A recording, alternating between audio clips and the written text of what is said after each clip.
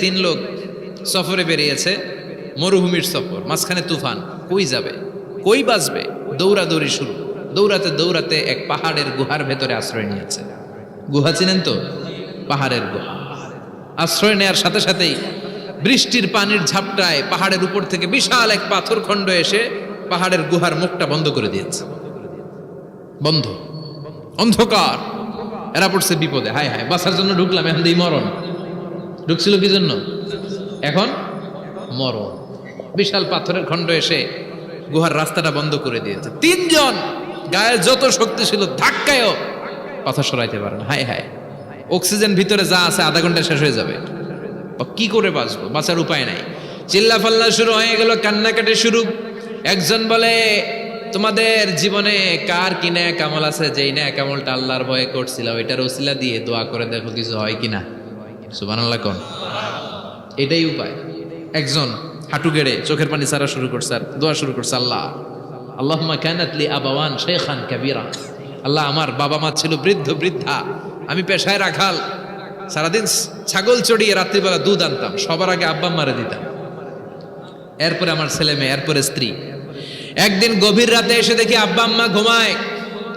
দুধের বাটি নিয়ে আব্বা আম্মার মাথার সামনে দাঁড়িয়ে রইলাম। ছেলে মেয়েগুলো আব্বা এসে বলে, আব্বা দুধ দাও। আমি বললাম পরে, আগে আব্বা আম্মা খাবে, তারপরে তোরা। ছেলে মেয়েগুলো কান্না জুড়ে দিল, আমি দেই নাই। ফজর পর্যন্ত দাঁড়িয়ে রইলাম। ফজরের আগ দিয়ে আব্বা আম্মা ঘুম থেকে উঠে দেখে তো আমার অবাক, কিরে বাবা দাঁড়িয়ে কেন? বললাম প্রতিদিন দুধ খেয়ে ঘুমাও, আজকে আগে আগে ঘুমিয়েছ, দুধ খাও নাই, তোমাদেরকে আগে দিব বলে দাঁড়িয়ে রইলাম।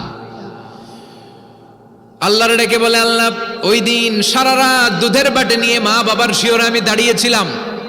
ফজরের সময় আব্বা আম্মারে দুধ খাওয়ালাম, তারপরে ছেলে মেয়েদেরকে দিয়েছিলাম, তারপরে স্ত্রীর মুখে দিয়েছিলাম। ও মাবুদ, ওই দিনের এই কাজটা আমি দুনিয়ার কাউরে খুশি করার জন্য করি নাই, শুধুমাত্র তোমার খুশি ছাড়া।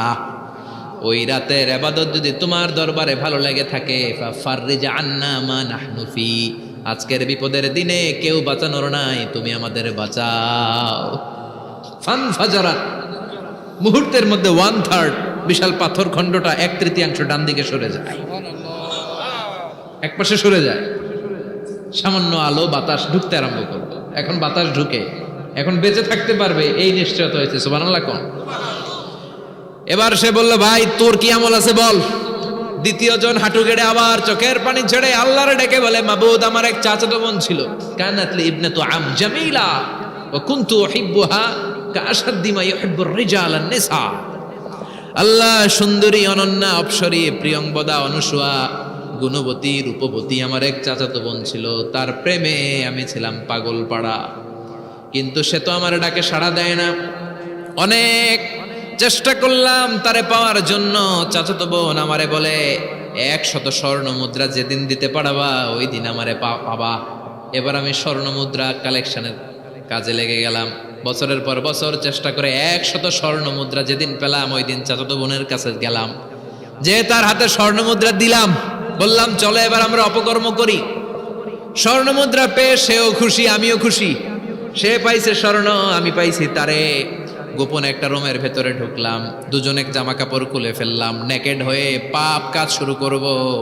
ইন দা মিন টাইম আমার চাচাতো বোন আমারে বলে, ও আমার চাচাতো ভাই, আমারে তুই আমার সতীত্ব তুই নষ্ট করে দিস না, ইত্তাকিল্লাহ, আমার সম্ভ্রম তুই শেষ করে দিস না, ইত্তাকিল্লাহ, আল্লাহরে ভয় কর। আল্লাহ, ওই মুহূর্তে ফিরে আসা কঠিন কঠিন, কিন্তু ইত্তাকিল্লাহ, আল্লাহরে ভয় করে, এই শব্দটা যখন শুনলাম আমার ভিতরটা কেঁপে উঠেছে।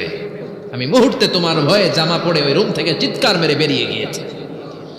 আল্লাহ, সেদিন আমি পাপ কাজ করি নাই, সেদিন আমি মনের খায়েশ মিটাই নাই, তোমার ভয়ে সেদিন আমি দৌড়ে পালিয়েছি।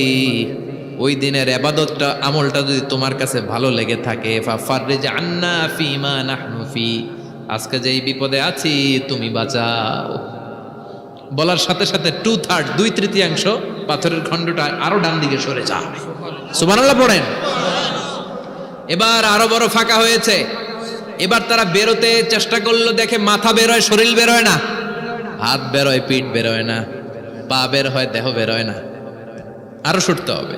এবার বাকি আছে কয়জন? একজন। সে দোয়া করতে শুরু করলো, আল্লাহ ইস্তাজারতু জারাক, আমি ব্যবসায়ী ছিলাম, অনেক শ্রমিক ভাড়া করে একদিন একটা কাজ করালাম, সব শ্রমিকের টাকা দিয়ে দিলাম। এক শ্রমিক টাকা না নিয়ে ভাগলপুর কই যে গেছে নিজেও জানি না, ওর টাকা আমার কাছে রয়ে গেল। এই শ্রমিককে আর টাকাটা বুঝাই দিতে পারি নাই। এই টাকা দিয়ে আমি কয়েকটা ছাগল কিনলাম, এই ছাগলগুলো বাচ্চা দিল, ওগুলো বাচ্চা দিল, ওগুলো বাচ্চা দিল, দিতে দিতে বিশাল ছাগলের ডেইরি ফার্ম করে ফেললাম তার ওই টাকা দিয়ে। এক যুগ 12 বছর পরে সে এসে বলে আমার টাকা